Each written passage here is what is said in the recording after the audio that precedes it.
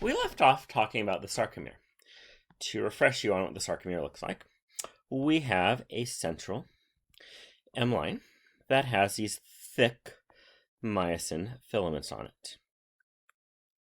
Where we left off, we were talking about the sarcomere, the functional unit of the muscle. To refresh you on the parts of a sarcomere, we have a central M line that is attached to these myosin filaments. The myosin's job in life is to grab onto this thin filament called actin. And look, there is some overlap.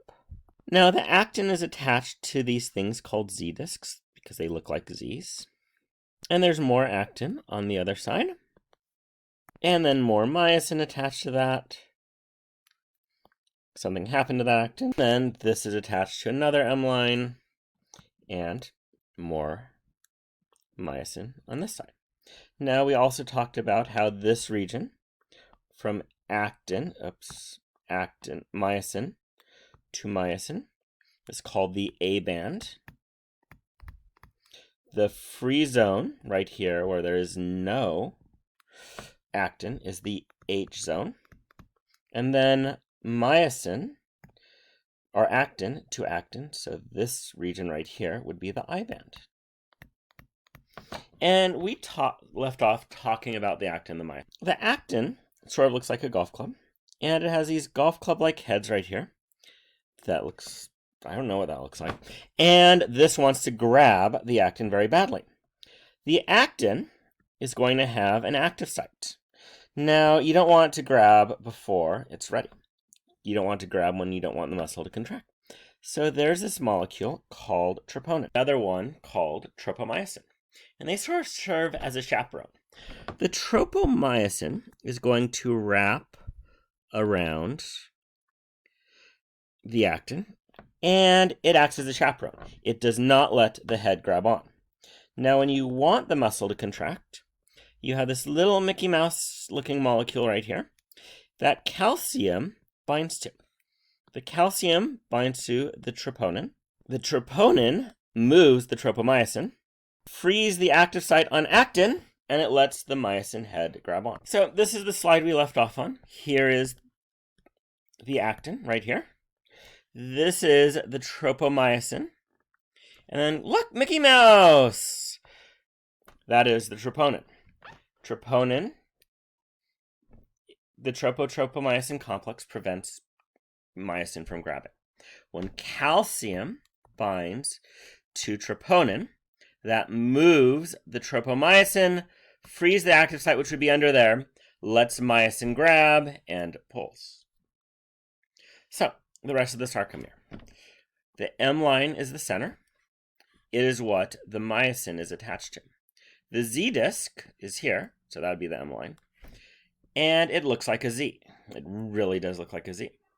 Now, there's overlap between the myosin and actin. So see, here's the myosin, here's the actin. And in physiology, you'll learn that the amount of overlap corresponds directly with the amount of tension it can exert. Now, the myosin connects to the M line. The myosin is actually attached to the Z disc by this protein called titin. It's really pronounced titin. It is missing a letter. It really says titin, but it's pronounced titin.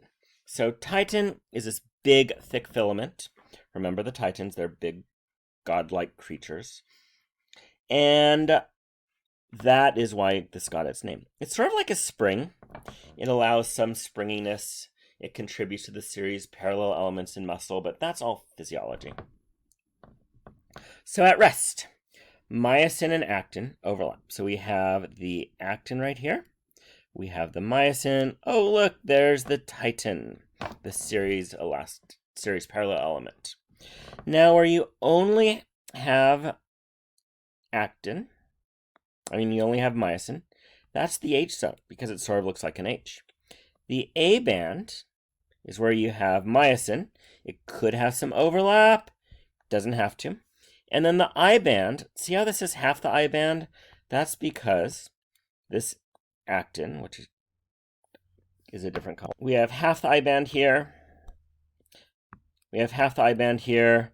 So the whole I band would be like so. So at rest, there's an area only with actin called the I band.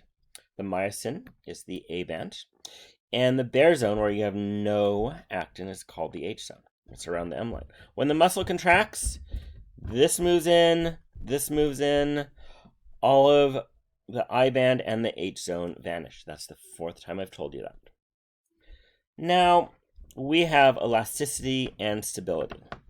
You have the titin. Remember the titans. It allows for stability. It helps align things. And it's springy, and it's elastic. And you're going to learn about series elastic and series parallel elements in physiology. So I'll let you worry about them. Now, you have to overcome this for the muscle to contract, though. Now, there's another element called nebulin, and that is actually in the middle of the actin, and that helps align the actin. So titin aligns the myosin, actually attaches the myosin to the Z disc. The nebulin is non-elastic, it aligns the actin.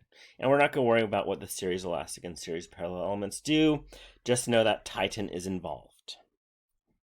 So, in skeletal muscle, the thick filaments are made up of not titin, not troponin. I don't think it's tropomyosin. It's going to be myosin. And notice, I have tropomyosin there. That's a distractor. You're like, which one is it? So watch out. We have troponin twice. We have myosin twice. It's very confusing. Myosin is a thick filament. The elaborate network of membranes surrounding the skeletal muscle that stores calcium. So I don't think I've mentioned this in your class. Look what it's looking for. Calcium storage. That is what this big, long question is asking for. Mitochondria is energy. We didn't talk about either of those. It is the sarcoplasmic reticulum, which is actually the smooth endoplasmic reticulum. But notice I put reticulum as choice A to throw you off. The blank goes deep into the muscle fiber. Z disc. What's confusing about this question? We have all these letters. I believe there's 27 letters involved in skeletal muscle parts. I'm joking. So just putting all these letters down is confusing. It's like, which letter is it? And then you have to remember, is it a tubule? Is it a zone? Is it a disc? Wraps the entire muscle. So it'd be on the outside, round, so it'd be epi. Endo, I think in. Peri, that wraps to. Epi actually means on top of, peri means around, so epimysium is going to be around everything. What do you think epineurium is? Nerve. So we're going to see this endo, peri, epi over and over again. What attaches directly to the Z disc? Actin. Myosin attaches to the titin. And notice, just throw you off, tropomyosin. Tropoactin does not exist, I think. What blocks the active site? Nope. It's on actin, but it's called tropomyosin. And again, this is to throw you off, this is to throw you off. There's a lot of really, really similar names. Write them out, what they are, what it means. So, we're going to now look at the skeletal muscle junction. We're going to define what a motor unit is, and we're going to look at how skeletal muscle contracts, probably in the next video. So one of the characteristics we skipped was skeletal muscle needs nerves to tell it to contract. If you cut the nerve, the muscle actually withers away and dies a very sad death. So we have our cell membrane. Do you remember what that was called? That was the sarcolemma. We're going to have a nerve fiber coming down. We're actually having the axon of the nerve fiber. And it ends in this bulb called an axon bulb or an axon knob. Oh, I forgot one of the names. This is also called a synaptic bulb. So inside this axon bulb or axon knob or synaptic bulb or synaptic knob, there are neurotransmitters. And those neurotransmitters, it's called acetylcholine, is waiting to be released. What happens when an impulse goes down the neuron or nerve cell or nerve fiber? it releases its neurotransmitter into this synapse, and it binds to little receptors called acetylcholine receptors. And that tells the muscle to contract. So, the junction. We have an axon. We're actually going to learn that axon branches into these things called telodendria. So these would actually be telodendria. And there's this knob. Oh, look, it's called the synapse knob there. It's called the synaptic bulb there.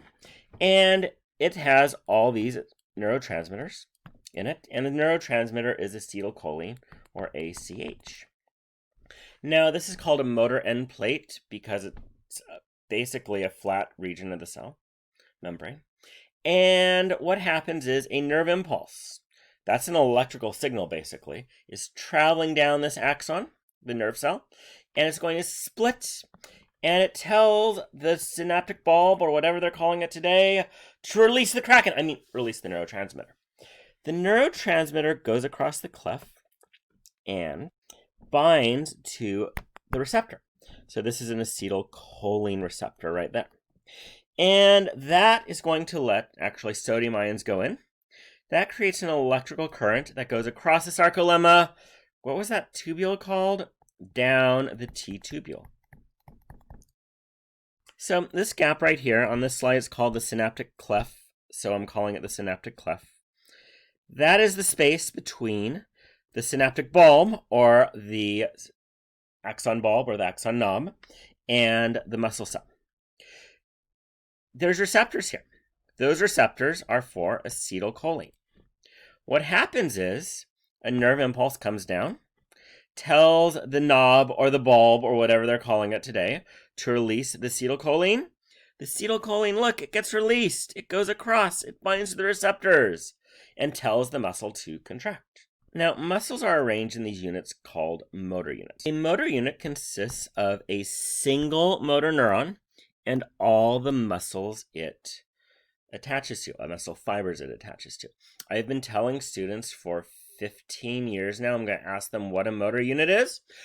Half the students in that time do not believe me and get it wrong. A motor unit is a single motor neuron and all the fibers it controls. And it varies in size. Some of the motor units in your eyes, for your eye muscles, those are very small. You have one neuron, one nerve fiber, connected to like 3 or 4 muscle fibers. Others, like in your quadriceps, are humongous. The larger the motor unit, the more fibers. So we have 2 motor units here. We have the purple one. It is attached to that fiber and that fiber. We then have the green one. It's attached to that fiber, and that fiber. So the green motor unit would be the larger motor unit in this picture. So what happens? The nerve impulse comes, and it reaches the synaptic bulb. It tells the synaptic bulb to release the neurotransmitter. You get to learn your first neurotransmitter. I'm so excited. It's going to be acetylcholine. It was my first neurotransmitter too. It's everyone's first. So acetylcholine is the neurotransmitter there. And it is released, and it goes across the synaptic cleft, or just the synapse, and it's going to bind to these receptors, which are acetylcholine receptors. In physiology, you'll learn they're nicotinic acetylcholine receptors, and that lets sodium go into the cells. That just creates an electrical current. So we have our synaptic cleft right here, there's our T-tubule, and it lets sodium in. That creates an electrical current. You'll learn more about this in physiology. And it goes across the cell membrane, down the T-tubule. And we have a cliffhanger. I'll tell you what happens in the next video. Thank you.